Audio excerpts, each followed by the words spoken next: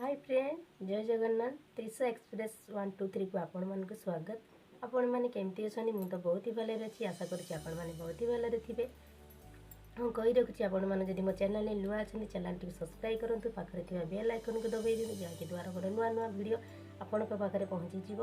आज मोर YouTube first blog video मु बहुत दिन चेष्टा करी आ वीडियो बनवाई फाइनाली आज मुझे वीडियो बनई। आशा करुँच आपण मानक भल लगे। प्लीज प्लीज मो वीडियो को सब्सक्राइब करूँ आ मत भल पाइबा दिखाँ जमी समस्त को भल पाइबा दूसरी मत भल पाइबा दिखते आग को नियंतु मुझे नुआ नुआ वीडियो आनीदेवी। चलतु आज ब्लॉग स्टार्ट करवा देखा। चलतु मुझे कौन कर नुआ रेसिपी देखी आपण मैंने जानते ना ना मुझे जानी ना मुझे गोटे नुआ रेसिपी कर फास्ट ब्लॉग में भावी गोटे रेसिपी बने पिठार रेसिपी। आसतु आपण रेसिपी आप मुझे जानी आपण मैंने खाई कि ट्राए कर जानी। चलतु आज ट्राए करवा देखो आप न जानी देखो शिखु आटा निहाती निहाती टेस्ट बहुत टेस्ट लगे। प्रस्तुति कर सारा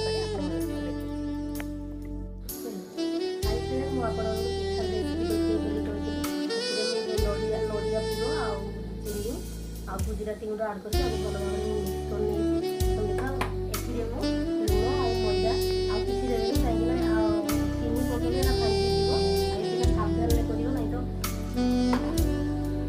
तावा भी गरम नहीं आसला देखो एटा बहुत ही टेस्ट लगे। आप ट्राए करूँ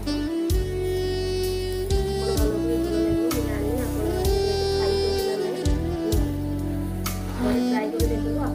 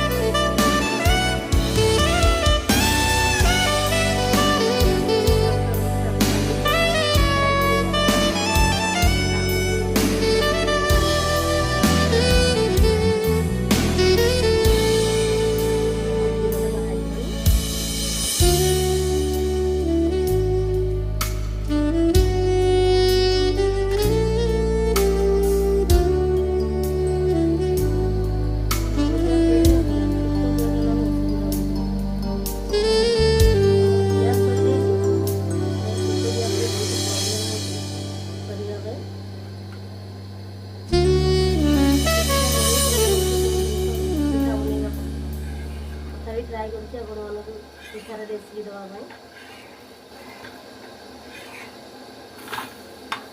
केमती पूरा भल भाव आसी।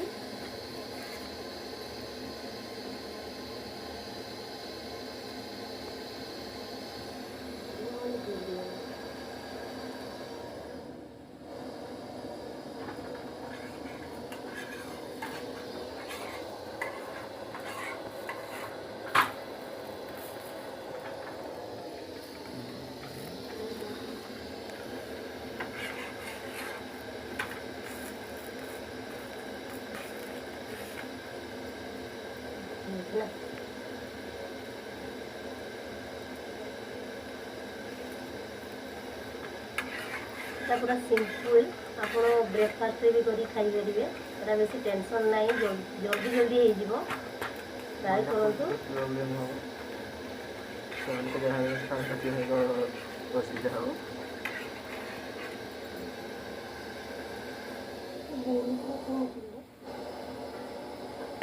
धीरे धीरे भांगी देखो आम पिठा रेडी होगा केमती आप ट्राए करूँ निश्चय ट्राए करेंगे केमती लगे मत कमेंट बॉक्स में निहाती जन।